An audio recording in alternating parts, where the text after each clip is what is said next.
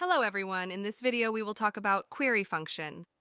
It is one of the most powerful and versatile function that you could use in Google Sheet. It is basically a subset of SQL. If you happen to know SQL, then it will be a lot easier to write a query function in Google Sheets. Or even if you don't know, it's a good point to learn SQL through practicing query function. It will help you a lot if you want to pursue your career in data science field or data analytics. It will also be very helpful if you are into building dashboards or reports out of data in Google Sheets. So this is a good opportunity to learn SQL with the help of this query function in Google Sheets. The knowledge and experience you gain while working with the query functions will also help you in other development areas related to SQL. So let's start. Before we write our first query, let's understand its syntax. The query function starts with equals to query, and it takes 3 parameters.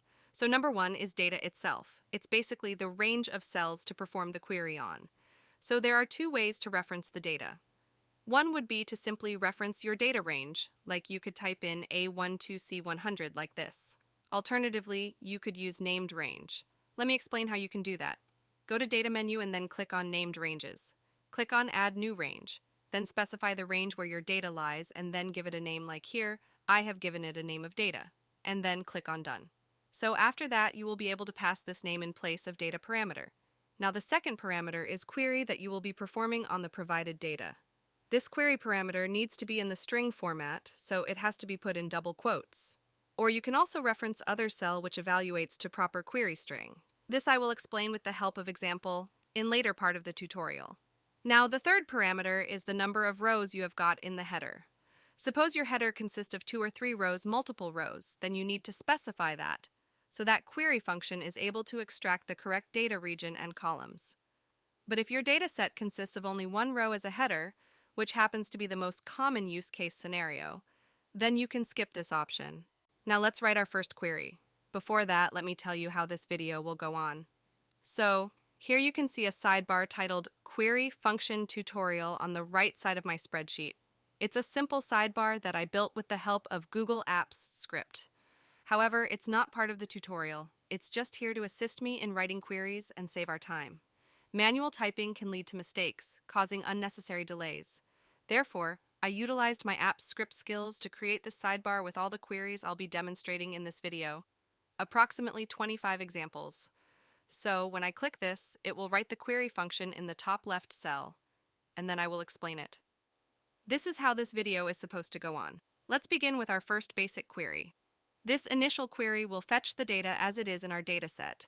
Here you can see my dataset in the Data tab, containing fields such as name, gender, date of joining, department, city, employee ID, and performance rating. The dataset consists of approximately 40 rows. I'm working on the demo sheet, where I perform queries and write formulas in cell A1 in the Demo Sheet tab. The first query is a simple data retrieval. It's equals to query and then data. Notice that I've skipped both the second and third parameters just to show you what happens if you do so. Essentially, it has provided me with all the data as it is. Now, let's move on to our second query, which actually contains a query string. Although it's currently performing the same function, I'll explain its use case later in this tutorial. In the query string, we've used select, followed by the asterisk symbol. The asterisk represents all the columns. This is particularly handy when you've executed a series of queries and you want all the columns in the result. Instead of specifying each column, you can simply use select followed by star to retrieve all columns. Notice that I've used a capital letter for select, but you could also use lowercase without any issue. Let me show you all the clauses you can use. In the Language Clauses tab, I've listed all the clauses available within the query function, such as select, where, group by, pivot, order by, limit, offset, label, format, and options. I've provided short descriptions for each, and we'll cover all these clauses in detail as we progress. Now let's explore our third query, which focuses on sorting. In the first and second queries, we pulled all the data from our dataset. In the third query, we're sorting the dataset based on the salary column. So where salaries are concerned, we're essentially saying select star, meaning give me all columns, and order by D, where D represents salary. As a result, you can see that the dataset has been sorted in ascending order based on salary. It's worth noting that when you perform order by, the default output is in ascending order. If you need it in descending order, you can simply add a small modifier. In this example, I've used order by D desk, Now you can observe that the dataset has been sorted in descending order based on salary. Now let's explore the next query. What if you don't want all the data, but only the top 5 or top 10 rows? In such cases, we use the limit clause. Let me demonstrate that for you. In this example, you can see that I'm retrieving only 5 rows of data. The query string I've used is select star followed by limit 5. This instructs the function to limit the output to only 5 rows. Now let's take it a step further. You can also offset your dataset and limit the output. For instance, you might want data after the 10th row but restrict it to only 5 rows. Here's how you can achieve that. I've limited the output to 5 rows of data but offset it by 10 rows. This is how I have used the clauses offset 10, limit 5. A crucial point to note is that when using offset and limit, the offset is applied first and then the limit is applied. This makes logical sense. You offset the dataset first and then restrict the output. As proof, you can see that it starts from row containing Jack, and when we check the data source, it indeed offsets by this amount and then provides the correct rows of data, from Jack Taylor to Oscar Brown. Now let's explore real use cases where you can leverage limit and offset. Consider a scenario where you have a dataset and you want to fetch the nth rank based on salary. In this example, I'll demonstrate how to retrieve the employee ranked 5th in terms of maximum salary. Here's the process. First, we need to sort our data in descending order of salary. Next, we apply limit 1 because we want only one person, and then we use offset 4. It's crucial to note that offset is applied first, so we're essentially skipping the first 4 entries, and then limit is applied to fetch the 5th ranked employee. To summarize, select star order by d-limit 1 offset 4. This query fetches the employee ranked 5th in terms of maximum salary from our dataset. Now let's move on to our next query, demonstrating how you can fetch only the columns you want. In this example, I'm retrieving only 3 columns, name, department, and salary. The process is straightforward. You apply the select clause and list the column names you're interested in. Important to note is that when specifying column names, they must be written in capital letters. The select keyword can be in either uppercase or lowercase, but the column names themselves must be in uppercase letters. Now let's move on to our next query where I'll demonstrate how you can specify column names differently. You have 2 options, alphabetical notation and number notation. Let me illustrate how you can use number notation. In this example, I'm fetching the same data, but instead of using alphabetical notation, like A, F, D, I'm using column numbers 1, 6, and 4. This notation provides an alternative way to specify columns. However, keep in mind that it's case sensitive, so you need to write it exactly as col 1, col 4, col 6. This column notation will prove to be a powerful feature when used with match function. I will cover that maybe in the next video. Now let's explore our next query function, which involves aggregating our dataset. To perform aggregation, we use the group by clause and include some form of aggregate function. In this case, I've applied the max aggregate function to column D, where D represents salary column. Here's how it works. We're grouping our dataset by column F, representing department. In each department group, we're retrieving the maximum salary. The query string looks like this. Select F, max of D.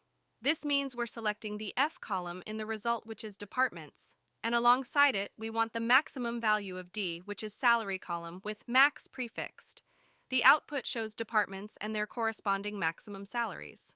To clarify, group by F is grouping the dataset based on distinct values in column F. For example, if you check the column map, you'll find distinct values like IT, finance, HR, and marketing. It groups all rows containing IT into one group, finance into another, and so on. Then, it applies the aggregate function, in this case, max. Now let me share a list of aggregate functions that I have organized in the Aggregate Functions tab. These are average, count, max, min, and sum. Inside double parentheses, you specify the column name. I've provided short descriptions, supported column types, and return types for your reference. Moving on to our next query, we're still using the group by clause, but this time with the average function. Instead of getting the maximum salary, we're calculating the average salary in each department. Next, let's consider the same group by clause, but now we're using the count function. In this example, I'm counting the number of persons in each department. Now let's shift our focus to the pivot function. Unlike group by, Pivot is used when you want to transform distinct values in a column into new columns. In this case, we're using column F, representing departments, and transforming it into distinct columns: IT, Finance, HR, and Marketing. We're then applying the average function to the salary column D within each department. This type of result will prove to be useful for constructing charts directly. In the next part, I'll create a video demonstrating how to use these queries to quickly construct charts. Stay tuned for that. Now, let's proceed to the next query. This time also we will be counting the number of employees, but with the addition of the pivot function, the aggregated data is split into different columns. Now, the following query demonstrates how to perform grouping, aggregation, and ordering. I'm grouping by column F, department, and then ordering it by the maximum of column D, salary, in ascending order. Moving on, let's explore the next query. Suppose you want to fetch data related to a particular employee ID. In this case, we will have to use the where clause. The query is structured as select star where H equals to 121, where H represents employee ID. This simple query returns only the row of data associated with the employee ID 121. Now consider the scenario where you don't want to hard code the employee ID in the query, but instead you want to reference it from a cell value. This can be achieved by writing the query as select star where H equals to J1, exactly as shown here. Basically, we are joining the value from cell J1 with the partially written query string using ampersand symbol, so that it evaluates to exactly the same query string as shown in the previous example. In this case, the value in cell J1 is used as the condition for the where clause. This approach allows you to dynamically change the query based on the value in a cell. This feature becomes even more powerful when you consider constructing query strings using values from different cells. For instance, you could reference values from cells containing dates, departments, or any other relevant information. This flexibility enables you to alter query results dynamically, making it a powerful and versatile feature. We'll explore more examples of constructing query strings with the help of values from different cells in future videos. For now, I just wanted to give you an idea of how you can leverage this capability to make your queries more dynamic and manageable. Now let's explore our next query related to filtering. If you want to filter your dataset, you can use the where clause. In this example, I'm saying select star, meaning give me all columns, where D, salary, is greater than 88,000. The result provides all rows where the salary matches or exceeds 88,000. As I mentioned in the previous example, instead of hard-coding this value, you could reference it from another cell, allowing you to dynamically change the filter value. Now, let's delve into our next query function, where we introduce a bit more complexity. We're using the AND operator to create a more intricate filter condition. In this case, we're fetching employees who joined after a specified date and belong to a particular department. Specifically, I'm retrieving employees from the finance department who joined before January 21st, 2019. The query string looks like this. Select star where F equals to finance and E less than date, January 21st, 2019. Several things need to be noted here. First, I've enclosed finance in single quotes to create a string literal for comparison. This allows us to easily compare it with the values in F column, which represents the department. Now moving on to the date criteria, notice that I've used date keyword. The date keyword converts the string January 21st, 2019 into a date literal. This is crucial because the column E contains date values and we need to compare them. The supported literal types include number literals, for example 121, 23.5, Boolean literals, true or false, and date literals, for example date followed by date string formatted as YYYYMMDD. In summary, the query is structured to filter employees based on both department and joining date, with the use of string and date literals to facilitate accurate comparisons. Now let's explore another type of operation involving date difference, by using a scalar function called dateDiff. In this query, I've written select A dateDiff, where date_diff calculates difference between two dates in terms of number of days. Here, it is calculating the difference in terms of days between the current date and the date of joining. The output includes the number of days along with employee names, and the result is labeled as dateDiff, along with the column name. We will modify this label subsequently. In the Query Language Reference tab, I've listed various scalar functions that you can use, such as month, day, hour, minute, second, etc. These functions offer flexibility for different use cases, so feel free to experiment with them. Moving on to the next query, it's similar, but instead of getting the number of days, we're calculating the number of years since joining. The syntax involves selecting employee names and subtracting the year of joining from the current year. To calculate year, we have used year scalar function. This provides the years since joining. Now, let's address the issue of the default column labels. To modify these labels, you can use the label clause. This will help enhance the clarity of your output, making it more user-friendly. In our next query, I've modified the label to enhance clarity. If you look at the query, the calculation remains the same, using the scalar function year to subtract the year of joining from the current year. What's different here is the use of the label keyword. After label, I've repeated the same query string for getting years and then provided a custom label called years since joining. This demonstrates how you can easily modify the label name for a specific calculation. For instance, if you wanted to change the label of the column A from the default name to employee name, you would write select A, label A employee name. Moving on to our next query. What if we want to format our date differently than it's showing in column E? For changing the format, we use the format clause. This is how the query is structured, and you can see it's now displaying full month and year. Let's break it down further. Select A, D, E. This part of the query indicates that you want to select 3 columns from the dataset, A, D, and E. Next part starts with the format keyword, followed by the column to format and then the format pattern string. Now we've covered almost all the clauses in this tutorial: select, where, group by, pivot, order by, limit, offset, and label. These clauses provide you with a robust set of tools for manipulating and extracting valuable insights from your dataset. Feel free to experiment with these clauses to tailor your queries to specific requirements. I will post the link to this spreadsheet in the description below. It won't contain the sidebar though. However, you can see the full list of all the queries covered in this tutorial in All Queries tab. If you liked the video, then please hit the like button. If you are new to my channel, then please subscribe to my channel to support it. Thanks for watching, and see you in the next one.